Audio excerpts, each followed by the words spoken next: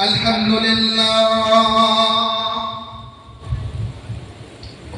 الحمد لله نحمده ونستعينه ونستغفره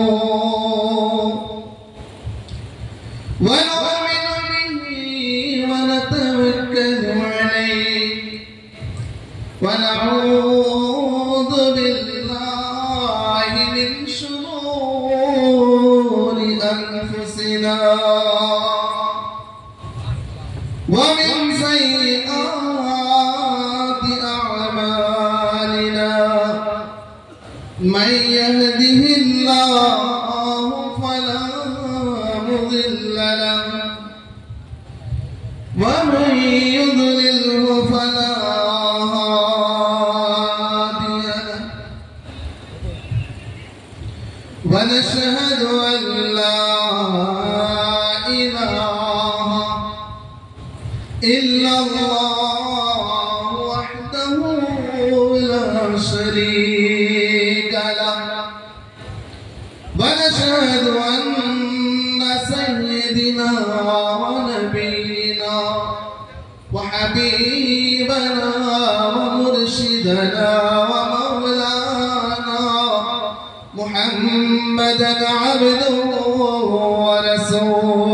ورسوله أرسله بالحق بشيرا ونذيرا وداعيا إلى الله بإذنه وسراجا منيرا أما بعد فقد قال الله تبارك وتعالى في القرآن الكريم أعوذ بالله من الشيطان الرجيم بسم الله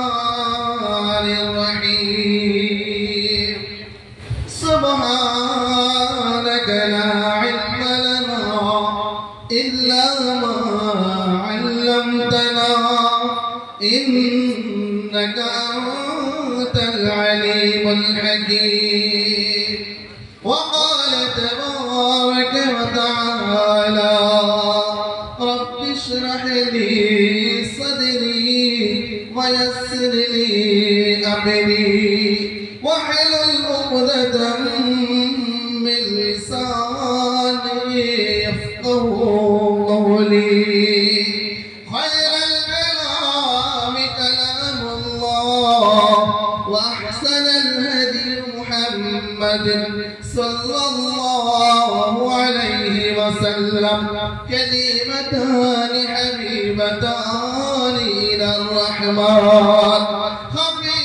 خفيفتان على اللسان ثقيلتان في الميزان سبحان الله وبحمده سبحان الله العظيم وقال النبي صلى الله عليه وسلم من أحب سنتي فقد أحبني ومن أحبني كان معي في الجنة وقال الله تبارك وتعالى في شان رسوله الكريم مخبرا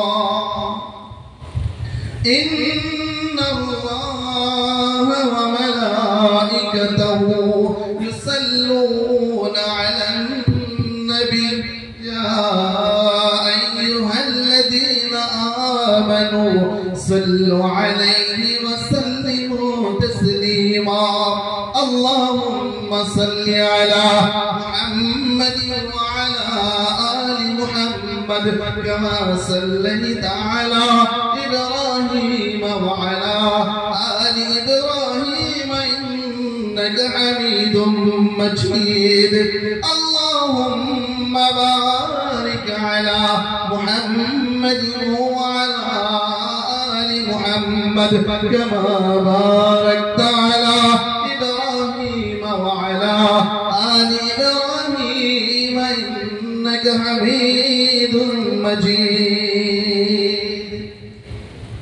হে রাসূল তোমাকে ভুলি আমি কেমন করে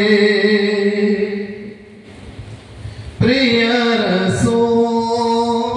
রাসূল তোমাকে ভুলি আমি কেমন করে কে লাগে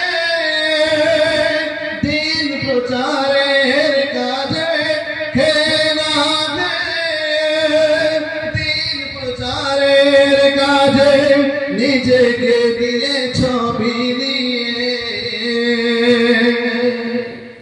তায়েফের কাফেরেরা ছিল না সে আলো দুষ্ট ছেলেদের দিদলে নিয়ে পাথরের আঘাতে ক্ষত বিক্ষত হয়ে পাথরের আঘাতে ক্ষত বিক্ষত হয়ে সারা শরীর থেকে রক্ত ঝরে হে রাসূল তোমাকে বলি আমি কেমন করে প্রিয় রাসূল তোমাকে বলি আমি কেমন করে হেরার গুহায় তোমারি ধ্যান আসমান হতে নামে আল কুরআন হেরার গুহায় তোমারি ধ্যান আসমান হতে নামে আল কুরআন বাংলা সবার মূল তোমার উপরে বাংলা সবার মূল তোমার উপরে আসলো কোরআনের ছায়া তলে খালিদ উমর আলী আবু বকর খালিদ উমর আলী আবু বকর ইসলামী ঝান্ডা নীল যে তোলে হে রাসূল তোমাকে বলি আমি কেমন করে প্রিয় রাসূল তোমাকে বলি আমি কেমন করে হাজারো ব্যথা বেদনার পরে ফিরনি তুমি আপন ঘরে দিনের আলো ছড়িয়ে দিতে কোরআনের আলো ছড়িয়ে দিতে চলে গেলেন মদিনায় মক্কা ছেড়ে হে রাসূল তোমাকে বলি আমি কেমন করে প্রিয় রাসূল তোমাকে বলি আমি কেমন করে আলহামদুলিল্লাহ সমস্ত প্রশংসা গুণগান হামদ সানা তারিফ সে মহান পরওয়ারদিগার রব্বুল আলামিনের দরবারে যিনি আল্লাহ তাআলা আমাদের সকলকে এই সিন্ধি গ্রামের নওজওয়ান কমিটির আহ্বানে এই মহরম মাসের এই পাক অনুষ্ঠানে আসার এবং বসার তৌফিক নসিব করেছেন এই জন্য সে মহান স্রষ্টার দরবারে আমরা শুকরিয়া আদায় করি বলুন আলহামদুলিল্লাহ তারপর আমার আপনার সারা বিশ্বজাহান কুল আলমের নবী আমরা দুলাল মদিনার হেলাল আমরা নামদার মদিনার তাজদার উম্মতের কমান্ডার নবীদের সরদার সাইয়্যিদুল মুরসালিন শাফিউল মুসনাবিন খাতুমুন নবিয়্যিন রাহমাতাল লিল আলামিন মুহাম্মদ আরবি সাল্লাল্লাহু আলাইহি ওয়াসাল্লামের উপরে বেশরত দরুদ আর সালাম বর্ষিত করুন আল্লাহুম্মা আমিন আমার সঙ্গে সম্মানীয় জ্ঞানী গুণী মানি সম্মানী আজকের এই ইজলাসে সদরে মুহতারাম ওনার জন্য দোয়া করব আদাল্লাহু উমরাহু ওয়া বারাকাল্লাহু ফি হায়াতি আমার সত্ত্বেও সম্মানীয় উলামায়ে দ্বীন, হুফাজে কিরাম, কুররায়ে ইজাব, আইমায়ে মাসাজিদ, আমার বয়স্ক চাচা আব্বা জানেরা, আমার সমবয়স্ক প্রাণপ্রিয় আমার যুবক ভাইরা, আমার পর্দা নসিবা সোনামণি মায়েরা এবং বোনেরা, স্নেহের মাসুম বাচ্চা আর বাচ্চারা, দল মত ধর্ম বর্ণ নির্বিশেষে আমার শ্রদ্ধা মণ্ডলীরা, আল্লাহ রাব্বুল আলামিন আমাদেরকে যে মাসে বা যে সময়ে বসার তৌফিক দিয়েছেন, এই মাসটা কি নাম বলো? এই মাসটা কি নাম? মুহররম মাস। কি নাম? সকলেই জানি না। জানুয়ারি, ফেব্রুয়ারি, মার্চ, এপ্রিল, এই নামটা বড়রাও জানে, ছোটরাও জানে, বাচ্চারাও জানে, বুড়োরাও জানে, মহিলারাও জানে, স্কুল কলেজের স্টুডেন্টরাও বলুন জানে। এরপরে বৈশাখ, জ্যৈষ্ঠ, আষাঢ়, শ্রাবণ, যাদের একটু বয়স বেশি তারা জানেন। ইসলামের মাস, সাল, তারিখ, হিজরি এটা জানবে কে? ইমাম সাহেব। কথা ভুল বলেছি? আপনার কথা বলবেন, কথা ঠিক বলেছি না ভুল বলেছি? সুবহানাল্লাহ।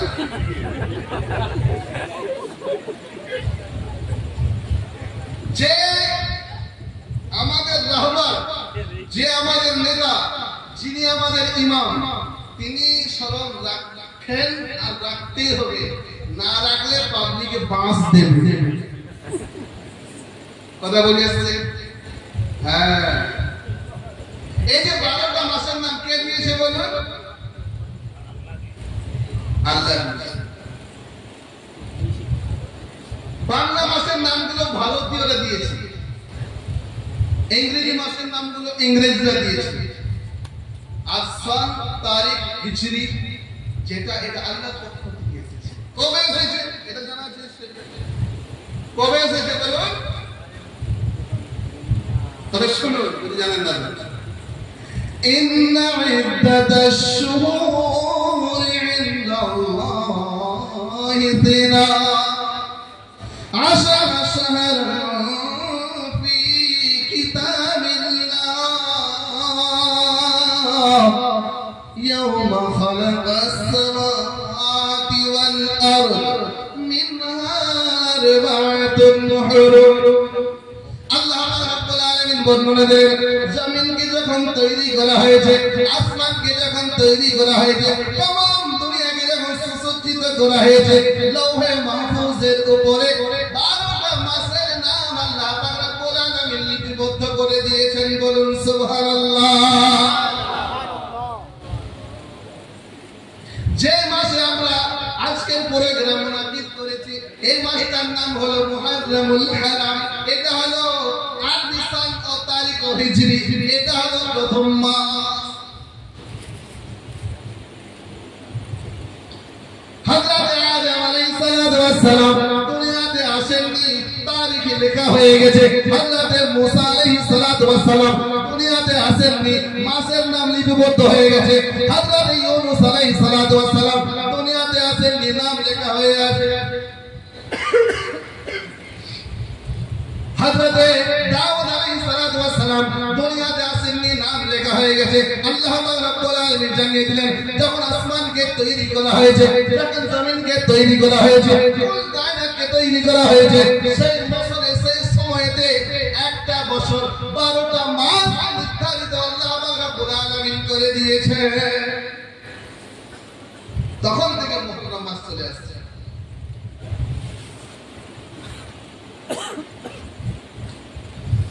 আল্লাহ পাক রব্বুল আলামিন বর্ণনা দিলেন। আচ্ছা বলুন, এই মুহররম মাসে এই উম্মতের ভিতরে কিছু মানুষ শহীদ হয়েছেন না হন নাই? হয়েছেন। আচ্ছা, সকল মানুষ যারা দুনিয়া ছেড়ে চলে যান বা চলে গেছেন, প্রত্যেকটা মানুষকে কি মৃত বলা যায়? বলা যায়? যায় না। কেন যায় না? যারা শহীদ হয়ে গেছেন তাদেরকে মৃত বলা যাবে না। শহীদ বহু প্রকার হয়। শহীদের মর্যাদা পাবে। হঠাৎ ঝুলে দেবো ইন্তেকাল করেছে, এটা শহীদের মর্যাদা পাবে। দেওয়াল চাপা হয়ে মারা গেছে, এটা শহীদের মর্যাদা পাবে। হঠাৎ আগুন লেগে মারা গেছে, এটা শহীদের, কিন্তু ওই শহীদের মর্যাদা পাবে না যেটা সাহাবায়ে কেরাম রিজওয়ানুল্লাহি তাআলা আলাইহিম আজমাইন পেয়েছে। হযরত ওমর ফারুক রাদিয়াল্লাহু তাআলা আনহু ফজরের নামাজে ইমামতি করছেন। সেই সময়তে পিছন থেকে একজন মুনাফিক, তার নাম হলো আবুল উলুল। আচ্ছা, সাহাবীরা যখন নিয়ত বেঁধে নিতেন, আল্লাহ ছাড়া কাউকে দেখতে পেতেন না, আল্লাহ ছাড়া কাউকে দেখতে বুঝতে পেতেন না। আর আমরা নিয়ত মানলে একটা মশা বসে গেলে দেখুন কি অবস্থা হয়, লেফট রাইট শুরু হয়ে যাবে। হযরত আলী রাদিয়াল্লাহু তাআলা আনহু এক সময়তে ওনার পায়ে তীর লেগে গেছে। সাহাবীরা আলোচনা করছেন যদি ইত্তেবা করতে হয়, হযরত আলী রাদিয়াল্লাহু তাআলা আনহু যখন নামাজে দাঁড়াবে তীরটা বের করে নিতে হবে। হযরত আলী রাদিয়াল্লাহু তাআলা আনহু বলেন, তোমরা কি আমার তীর বার করার চিন্তা ভাবনা করছো? পায়ে ধরে ধরে বললেন, আমি তোমাদেরকে তীর বার করতে দেব না। হযরত আলী রাদিয়াল্লাহু তাআলা আনহু যখন নামাজ শুরু করে দিলেন, নামাজ শুরু হয়ে গেছে। সাহাবীরা বলেন, এই সময় তীরটা বের করে নাও, চিন্তা করুন আল্লাহর সঙ্গে কেমন মেরাজ হতো। হযরত ওমর রাদিয়াল্লাহু তাআলা আনহু ইমামতি করছেন ফজরের নামাজে। সাহাবীরা নিয়ত বেঁধে নিয়েছেন, পিছনে দাঁড়িয়ে যায় বলল। সঙ্গে সঙ্গে হযরত ওমর ফারুক রাদিয়াল্লাহু তাআলা আনহুর শরীরে পিছন থেকে তিনবার আঘাত করেছে, কোনো যখন আসর করে না, সামনের দিকে গিয়ে পেটের উপরে আঘাত করেছে। হযরত ওমর রাদিয়াল্লাহু তাআলা আনহু জমিনে পড়ে গেছেন। বললে, আগে তোমরা নামাজ পড়া করো, তারপরে ওমরের সঙ্গে সাক্ষাৎ করো। আগে নামাজ পড়া করো। হযরত ওমর রাদিয়াল্লাহু তাআলা আনহু প্রথম মুহররম তারিখে শাহাদাত বরণ করলেন, শাহাদাত বরণ করলেন। আল্লাহ পাক রব্বুল আলামিন জানিয়ে দিলেন, ওয়ালা তাকুলু লিমান ইউকতালু ফি সাবিলিল্লাহি আমওয়াত বাল আহইয়াউ ওয়ালাকিন লা তাশউরুন। আল্লাহ জানিয়ে দিলেন, যখন কোন মানুষ শহীদি মরণ করবে, যখন কোন মানুষ শহীদ হয়ে যাবে, তাদেরকে কিন্তু তোমরা মৃত বলবে না। কারণ তাফসীরে ইবনে কাসিরের বর্ণনায় বর্ণিত হয়েছে, যারা শহীদ হয়ে যান তাদের রূহগুলো জান্নাতে পাখি হয়ে উড়ে বেড়ায়। বলুন সুবহানাল্লাহ। হযরত আমির হামজা রাদিয়াল্লাহু তাআলা আনহু তিনি শহীদ হয়ে যান। ওনার শরীরটাকে 70 টুকরা করা হয়েছে। যখন ওনাকে দাফন করা হয়েছিল, কিছুদিন পরে যখন কবরটা খুলে গেছে, মদিনার মানুষেরা দেখছে এই কবর থেকে তাজা রক্ত বেরিয়ে আসছে। সবাই চিন্তা ভাবনা করে এই কবরটা গেছে কোনখান থেকে এবং কিভাবে বেরিয়ে আসছে। মানুষেরা বললেন, তারা আন্দাজে করলেন, এই কবরটা অন্য কারো নয়, হযরত আমির হামজা রাদিয়াল্লাহু তাআলা আনহুর কবর থেকে আসছে একবারে তাজা রক্ত। আল্লাহ পাক রব্বুল আলামিন জানিয়েছেন, বাল আহইয়াউ ইনদা রাব্বিহিম ইরযাকুন। তোমরা কিন্তু জানবে না, তোমরা বুঝতেও পারবে না, যারা শহীদ হয়ে যায় তাদেরকে আল্লাহ পাক রব্বুল আলামিন জান্নাতি খানা খাওয়ায়। বলুন সুবহানাল্লাহ।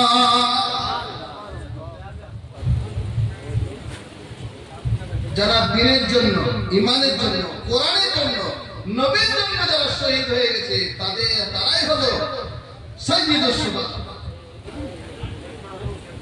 তারা শাহাদাতের আসল মর্যাদা পাবে।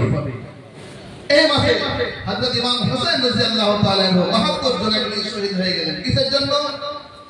সালাতের হাতে হাত দেওয়া যাবে না, বাইত পাওয়া যাবে না। কুফা নগরীরা ধোঁকা করল হযরত ইমাম হোসেন রাদিয়াল্লাহু তাআলা আনহু। কিছু বিশিষ্ট সাহাবী ছিলেন, তারা বললেন, দেখুন আপনার আব্বার সঙ্গে কিন্তু ধোঁকা করেছে কুফাবাসীরা, আপনি কিন্তু সাবধান হয়ে যান। কিন্তু হযরত হোসেন রাদিয়াল্লাহু তাআলা আনহুর কাছে প্রচুর চিঠি এসেছিল, আপনি আসুন, আপনাকে আমরা আমির বলে মেনে নেব, নেতা বলে মেনে নেব। হযরত হোসেন রাদিয়াল্লাহু তাআলা আনহু বললেন, ভাবলেন এটা সত্যি হবে, কিন্তু ধোঁকা হয়ে গেল। যে ইরাকের যে ফোরাত নদী বা দাজলা বলা হয়, সরাসরি জান্নাত থেকে দুটো নদী প্রবাহিত হয়েছে। একটা হলো মিশরের নীল নদী, আরেকটা হলো ইরাকের দাজলা নদী। জান্নাত থেকে একটা মাছ সরাসরি এসেছে, তার নাম হলো তেলেপিয়া। কি নাম? হ্যাঁ, তেলেপিয়া। একটা দিয়ে দেবেন, পুরো পুকুর ভরে যাবে। আমার আল্লাহওয়ালা ভাইরা, জ্ঞানী জানেরা, সুফি মানুষেরা, আল্লাহ বলেন ওয়ালাকাদ কাররামনা বানি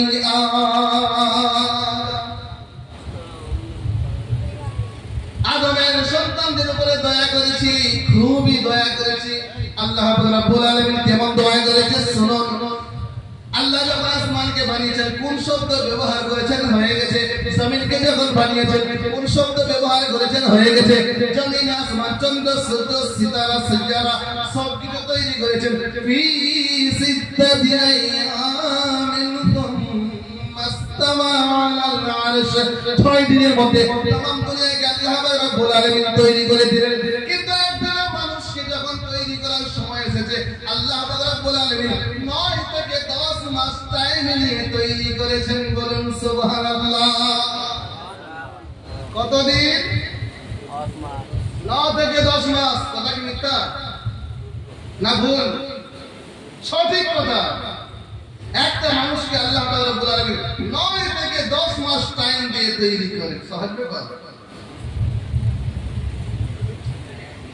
আল্লাহ রাব্বুল আলামিন জানিয়েছেন আল্লাহু আখরাজাকুম মিন বুতুনি উম্মাহাতিকুম লা তা'লামুনা শাইআ।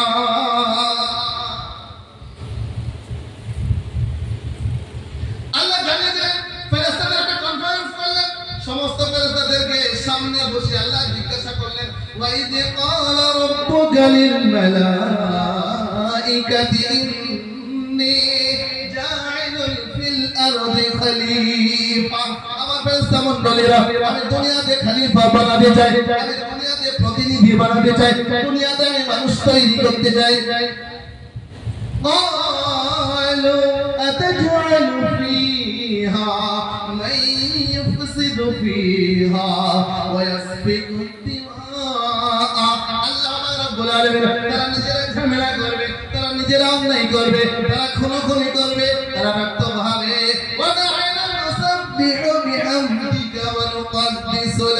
আমরা আপনার প্রশংসা করে, আমরা আপনার জিকির আজকার করে, আমরা আপনার তাসবিহ তাহলিল করে। আল্লাহ জানিয়ে দিলেন ক্বালা ইন্নী আ'লামু মা লা তা'লামুন।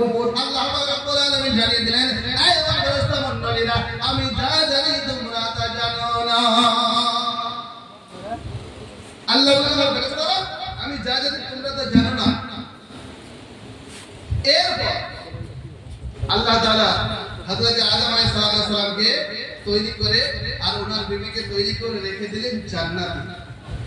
আর বললেন ওয়াকুলনা ইয়া আদম উসকুন আনতা ওয়া যাওজুকাল জান্নাতা ওয়া কুলা মিনহা রাগাদান হাইথু শি'তুমা ওয়া লা তাকরাবা হাযিহি আশ-শাজারাতা ফাতাকুনা মিনাল যালিমিন। আদম আলাইহিস সালাম, তুমি আর তোমার বিবি, তোমরা দুইজনে জান্নাতে ঘোরাঘুরি করো, জান্নাতে যেটা ইচ্ছা সেটা খাও, জান্নাতের সব কিছু পান করো। আর শুনে রেখে দাও, তোমরা কিন্তু ওই গাছের কাছে যাবে না, ওই জায়গায় যাবে না যেখানে রেড সিগন্যাল দেওয়া আছে, নইলে কিন্তু বিপদ আছে, নইলে বিপদ আছে। হযরত আদম আলাইহিস সালাম বর্ণনা দিচ্ছেন, আমার একটা ভুলের কারণে আমাকে জান্নাত থেকে আল্লাহ তাআলা দুনিয়ায় পাঠিয়ে দিয়েছেন। আমার একটা ভুলের কারণে আমার শরীর থেকে পোশাক খুলে গেছে, আমার একটা ভুলের কারণে আমার বিবি থেকে আমাকে আলাদা করে দেওয়া হয়েছে, আমার একটা ভুলের কারণে আমাকে অনেক দিন কান্নাকাটি করতে হয়েছে, তবে আমার দোয়া কবুল হয়েছে। কিন্তু একটা সময় আসবে, একটা এমন সময় হবে যে সময় উম্মতে মুহাম্মাদি হাজার হাজার লক্ষাধিক গুনাহ করবে, একবার তওবা করলে সব গুনাহ আল্লাহ maaf করে দেবেন। বলুন সুবহানাল্লাহ।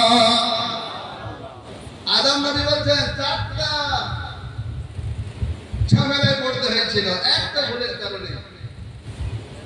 জান্নাত থেকে বের করে দিয়েছে, বিবির থেকে আলাদা করে দিয়েছে, পোশাক খুলে গেছে, আর অনেক দিন কান্নাকাটি করেছি, তবে দোয়া কবুল হয়েছে।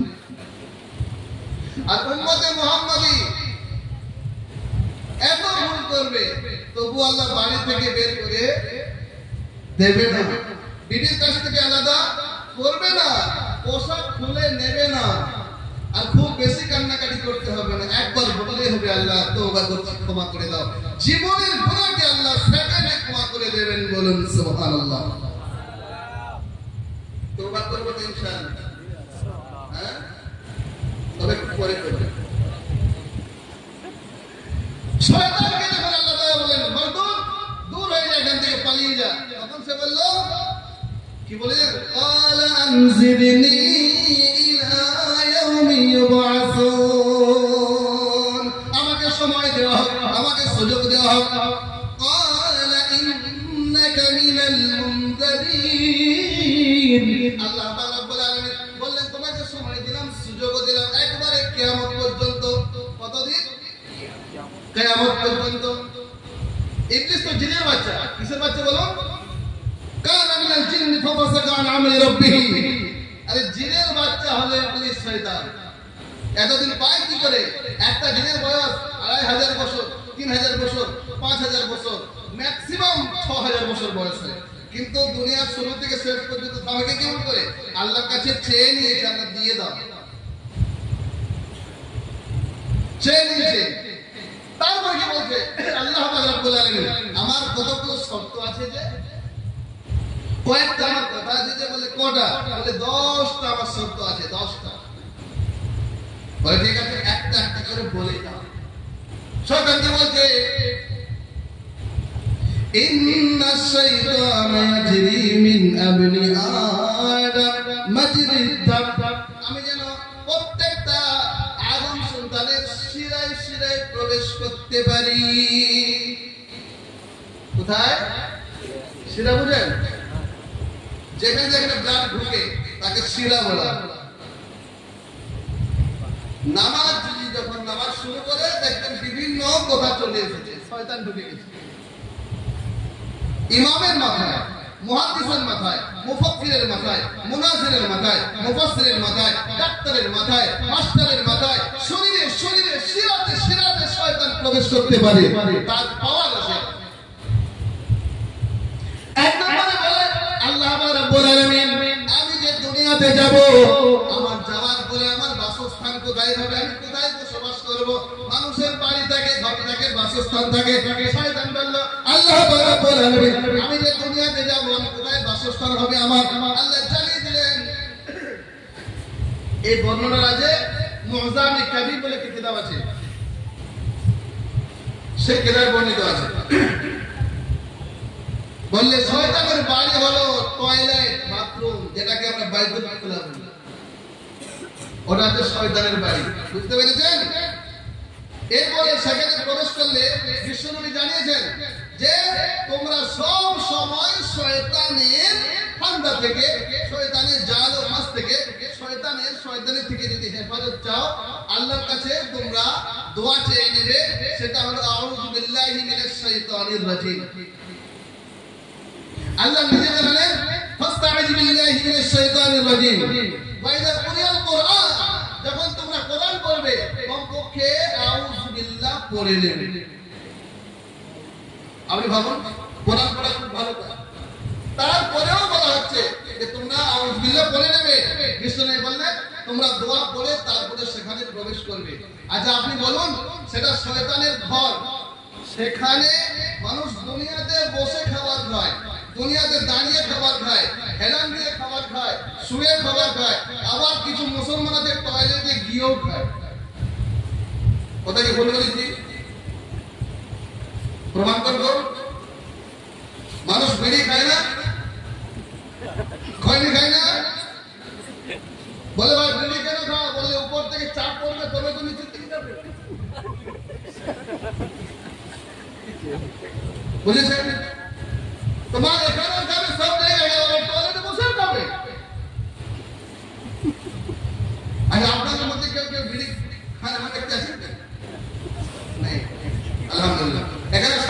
গায়ে বসে আছে।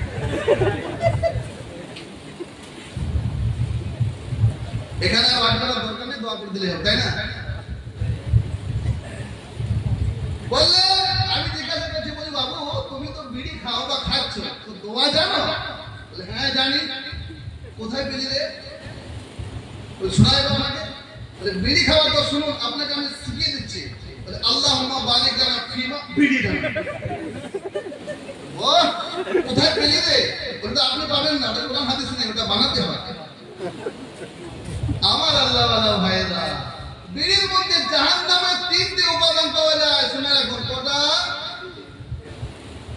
1 নম্বরে জাহান্নামের ধোঁয়া পাওয়া যাবে, ধোঁয়া বিড়ির মধ্যে আছে না নেই? 2 নম্বরে দুর্গন্ধ, জাহান্নামের দুর্গন্ধ। 3 নম্বর আগুন, জাহান্নামের আগুন। কে কে ছাড়তে রাজি আছেন হাত তুলুন দেখি। তুলবে না, বুঝতে পারছি ঝামেলা আছে, বিপদ হয়ে গেল। যারা খৈনি খান, ওটার মধ্যে জাহান্নামের একটা উপাদান পাওয়া যায়, সেটা হলো দুর্গন্ধ। অবাক লাগে সে মা বোনেদেরকে সালাম জানায় যে বিড়ি খোরকে রাত্রে ঘুমায় কি করে হাতে দিতে। সালাম মালের কি গন্ধ হবে?